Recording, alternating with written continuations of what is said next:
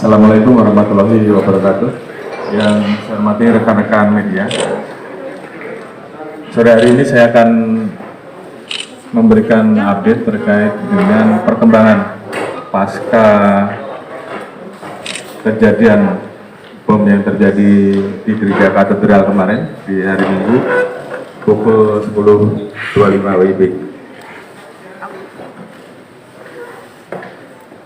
Dari perkembangan identifikasi dan pusinabis, jadi hari ini kita pastikan bahwa terkait dengan identitas pelaku, iya, gimana? berdasarkan Siap. hasil identifikasi yang dilakukan oleh Inavis dan juga pengecekan DNA yang dilaksanakan oleh lapor, maka identik bahwa pelaku sudah dulu nah, meliput halo, yang laki-laki betul bernama saudara L, dan ini sudah kita cocokkan dengan keluarganya. Sedangkan yang perempuan adalah saudara YSF. Yang perempuan ini adalah istri saudara L dan sudah kita identifikasi identik dengan sidik jari yang kita dapatkan. Yang perlu kita informasikan bahwa saudara L ini sempat meninggalkan surat wasiat kepada orang tuanya yang isinya mengatakan bahwa yang bersangkutan berpamitan dan siap untuk mati syahid. Kemudian saudara L dan saudara YSF ini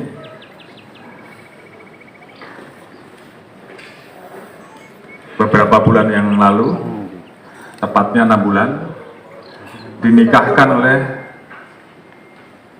Risaldi yang beberapa waktu lalu telah ditangkap di bulan Januari.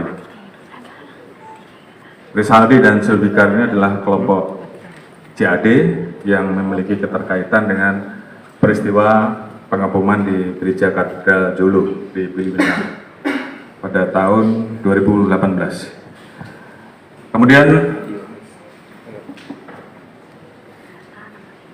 perkembangan dari peristiwa kejadian bom yang terjadi kemarin, maka sampai dengan hari ini kita sudah mengamankan kurang lebih 4 orang tersangka, yaitu saudara AS, kemudian SAS, MR, dan AA, di mana masing-masing perannya bersama-sama dengan L dan YSF. Mereka ada dalam satu kelompok kajian Villa Mutiara namanya, di mana masing-masing memiliki peran untuk memberikan doktrin, kemudian mempersiapkan rencana untuk jihad, dan juga berperan membeli bahan yang akan digunakan sebagai alat untuk melakukan bom bunuh diri. Kemudian di saat yang bersamaan juga, saat ini tim Satgas Densus yang ada di Jakarta telah mengamankan 4 orang dengan identitas ZA, AH, kemudian AJ, dan PS, di mana dari hasil penangkapan kemudian dilakukan penggeledahan di wilayah Bekasi dan kemudian Condet, kita temukan barang bukti antara lain 5 bom aktif jenis bom sumbu yang siap digunakan, kemudian 5 toples besar yang di dalamnya berisi aseton, kemudian H2O2, HCl, sulfur dan flash powder, serta termometer. Yang bahan-bahan ini akan diolah untuk menjadi bahan peledak dan jumlahnya kurang lebih 4 kilo.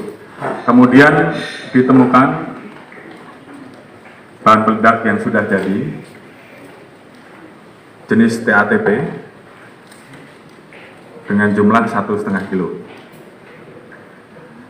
Saat ini mereka sudah kita amankan dan perannya masing-masing, ada yang membeli bahan, kemudian ada yang mengajarkan, kemudian ada juga yang membuat handak dan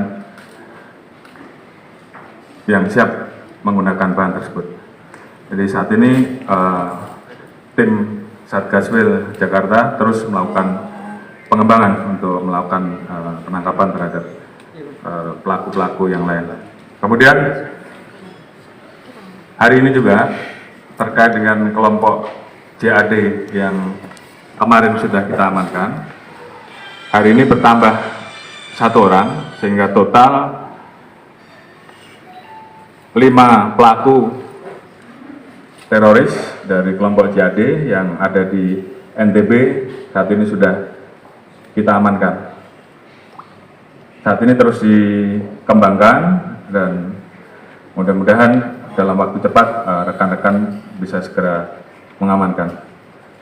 Dengan demikian sampai dengan hari ini baik di Makassar, di Jakarta, dan di Bima kita terus melakukan upaya-upaya penangkapan dan pengembangan lebih lanjut. Oleh karena itu sekali lagi saya informasikan dan saya himbau kepada masyarakat untuk tetap tenang, tidak usah panik. Seperti kita sampaikan bahwa terkait dengan masalah teroris, tentunya itu tugas kami untuk mengusut tuntas. Kemudian saya informasikan juga terkait dengan korban yang luka yang ada di Makassar. Saat ini 13 ada di Rumah Sakit Bayangkara, 2 di Rumah Sakit Siloam, dan 4 saat ini setelah melaksanakan rawat jalan. Kemudian kondisi dari 13 yang ada di Rumah Sakit Bayangkara, saat ini saudara Kosmos sudah dirawat di ruang rawat biasa. 2 orang masih di ICU, namun telah dilaksanakan operasi luka bakar, tinggal menunggu pemulihan dan semuanya dibiayai oleh negara. Oleh karena itu, dalam kesempatan ini tentunya nanti akan dilakukan langkah-langkah dan tentunya kami tetap menghimbau untuk ke depan terkait dengan adanya isu-isu dan upaya pencegahan akan terus kita kuatkan sehingga masyarakat tidak mudah terpapar dengan doktrin-doktrin terorisme. Hari ini ada Ketua BNPT, kemudian kita juga sudah koordinasi dengan Kementerian Agama, koordinasi dengan Ormas Kepemudaan dan Ormas Agama untuk sama-sama kita melakukan kerjasama dalam rangka melakukan upaya-upaya pencegahan agar jangan sampai doktrin terkait dengan teroris ini berkembang. Mungkin itu yang bisa saya sampaikan. Terima kasih. Wassalamualaikum warahmatullahi wabarakatuh.